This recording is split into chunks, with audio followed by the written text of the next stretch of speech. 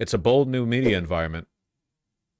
More than 7,400 influencers applied for White House press credentials after Trump administration calls for new voices. Ain't that incredible? We're gonna every right-wing podcast, we're gonna have like Joe Rogan, Theo Von, whatever. They're all going to be part of the White House press corps. You should get in. You know, I don't think that I'm what they're looking for, I have to say. They're actually doing this across the board. This is what I said about like cultivating a media environment. In addition to this, here's the real big kicker. The Pentagon press corps is getting replaced.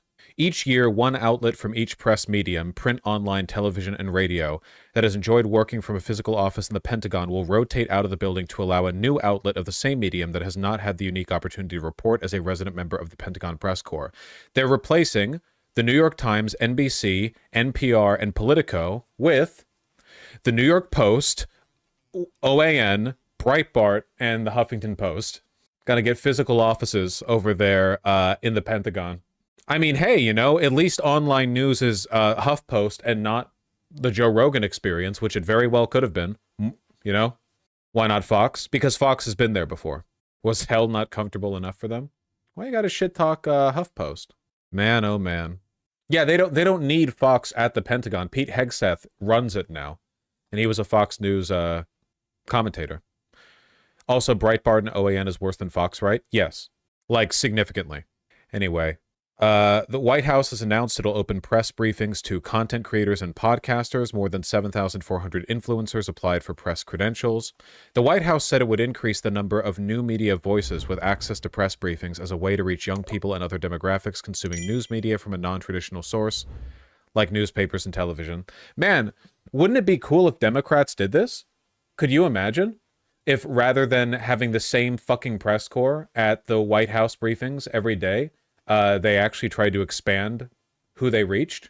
So I assume they'll be giving Hassan a role given his following. Oh, I'm sure. Just about to mention they should have done this with influencers like you under Biden. Okay, it's not even a matter of like glazing me. It's that, like, again, every excuse we heard from Democrats about the limits of their power, totally out the window. Look at what the Republicans can do. They can do anything they fucking want. They can do anything they want, and they just don't. Young Americans have increasingly relied on social media to stay informed about news. But as larger audiences use social media as a main news source, there's greater likelihood of them finding and legitimizing misinformation. Wow. A BBC investigation from June 2024 found TikTok users in election battleground areas of the UK were shown recommended videos of conspiracies and AI-generated content promoting baseless claims about certain candidates. Wow. Well, it's a good thing that legacy media never lies. Young people are particularly susceptible to believing falsehoods, according to results from a misinformation susceptibility test developed by the University of Virginia.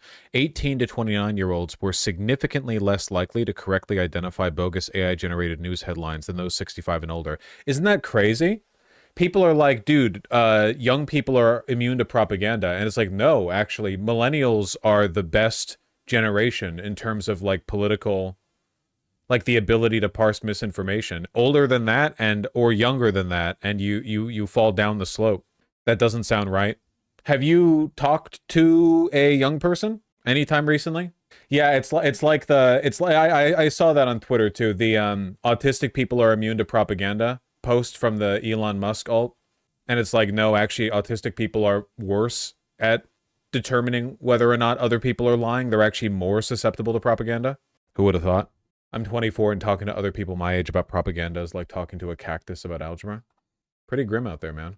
Like, how many young people do you think fell for the TikTok putting out the things saying they were shutting down, but thankfully President Donald Trump will soon fix it. And then, Donald Trump fixed it, and it was all before he was even president.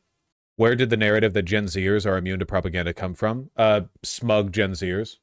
Literally, that's it. There wasn't ever any basis to that. It was literally just like young people thinking they're smarter than old people, which all young people do. Gen X are always on their damn phone and believe everything they see. Well, Gen X is the worst generation. I'm not defending them. I'm not defending they asses. Gen Alpha, though, will they save us? I wouldn't bet. Wouldn't bet on it.